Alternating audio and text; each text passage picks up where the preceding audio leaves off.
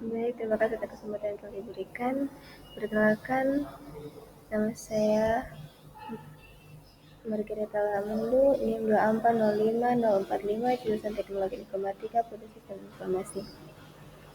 Di sini saya akan memaparkan materi tentang sistem pengendalian manajemen. Yang pertama, tujuan presentasi, yaitu tujuan dari presentasi ini adalah untuk memberikan pemahaman mendalam tentang sistem pengendalian manajemen. Sistem ini merupakan kerangka kerja yang membantu organisasi dalam mengelola dan mengawasi operasi mereka, memastikan bahwa tujuan dan sasaran dapat dicapai dengan cara yang efisien. Masuk dalam struktur pengendalian manajemen. Penjelasan tentang berbagai pusat pengendalian manajemen. Yang pertama, pusat biaya, yaitu fokus pada pengendalian biaya operasional dan produksi. Contohnya, Departemen Produksi. Yang kedua, pusat pendapatan, yaitu bertanggung jawab atas pendapatan yang dihasilkan tanpa memperhitungkan biaya. Contohnya, Departemen Penjualan. Yang ketiga, pusat laba, yaitu mengelola pendapatan dan biaya untuk menghasilkan laba, contohnya unit bisnis. Yang keempat, pusat investasi, bertanggung jawab atas pendapatan, biaya, dan investasi aset, contohnya divisi investasi. Masuk dalam proses pengendalian manajemen. Langkah-langkah dalam proses pengendalian manajemen, yaitu yang pertama, penyusunan program adalah menetapkan tujuan dan strategi untuk mencapainya. Yang kedua, penyusunan anggaran, merencanakan alokasi sumber daya keuangan, pelaksanaan pengukuran implementasi program. Yang keempat, laporan dan analisis, membuat laporan kinerja dan analisis variansi.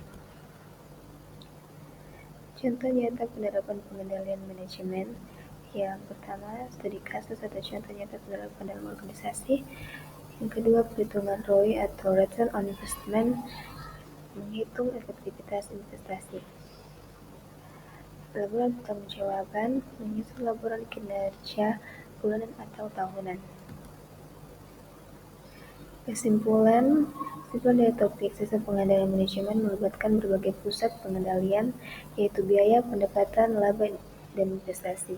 Proses pengendalian, penyusunan program, anggaran, pelaksanaan, laporan.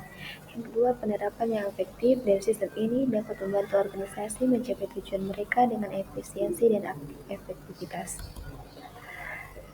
Rekomendasi yang pertama, kembangkan keterampilan manajerial, melatih manajer dan untuk menguasai prinsip pengendalian manajemen, tingkatkan komunikasi, membangun komunikasi yang transparan dan terbuka antara berbagai departemen. Optimalkan penggunaan teknologi, memanfaatkan teknologi untuk analisis data secara real time. Evaluasi berkala, melakukan evaluasi rutin terhadap kinerja dan sistem pengendalian.